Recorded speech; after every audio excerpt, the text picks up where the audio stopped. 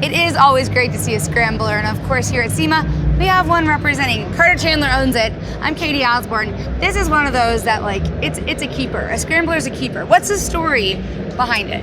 I mean, this is a garage build of mine. I pulled it out of a barn outside of Colorado and dragged it home and restored it, and it's been a great project. What was the condition that it was in at that point? Because it looks great now.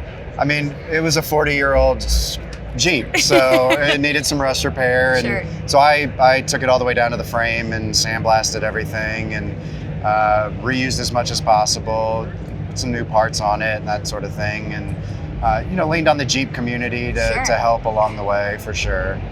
Yeah, well, the Jeep community is a special community in and of itself, right? Like, if you're saying, hey guys, I need a little TLC, they're like, yeah, here you go. Or how do you do this? Yeah. Or what is this? Yeah. You go on the forums and you'll get an answer in 30 minutes. So now we talk about a Scrambler, but what about a Scrambler that is has a twist of a Scrambler? So this is a fully electric plug-in Scrambler. Isn't that unbelievable? So what's the story behind that? Because of course, when you're looking at this in plain sight, you wouldn't have necessarily guessed that, right? Yeah, no, and really until you look under the hood, you wouldn't know it. We'll look under the hood then.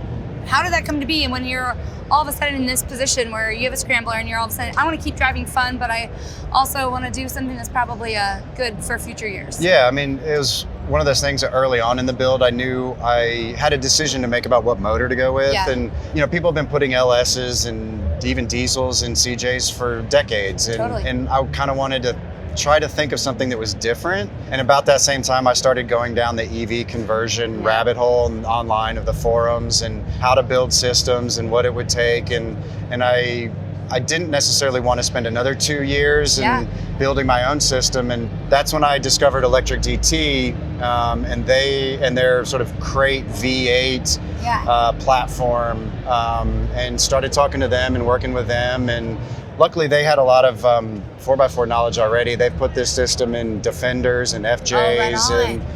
And they got the engineering down to where we were able to drop it in and use the factory motor mounts, the rear battery pack bolts to the factory fuel tank location. Totally. So it's about as easy as you can get. And as it relates to that, I mean, we talk about keep driving fun. How fun is it to drive it? Is it still enjoyable? It is over 400 foot-pound of instant torque. So a little oomph. Not that I would, but I could probably take it to the track and beat a Porsche off the line. Wouldn't that be so wild? A little Scrambler. Yeah, and a Scrambler.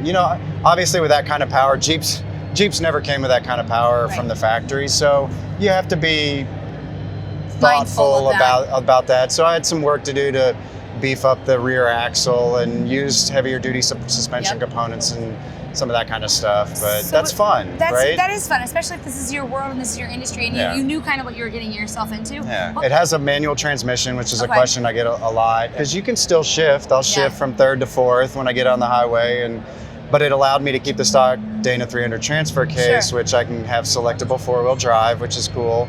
But Jeep never built a transmission that could handle even 2/3 that much power. Really? And so that's why I worked with these guys, and they brought in Tremec, and we used their TR4050 transmission. So wild. And it can handle twice that power probably. so some of that stuff we worked together on and had to figure out. But that's part of this evolving part of our industry, really.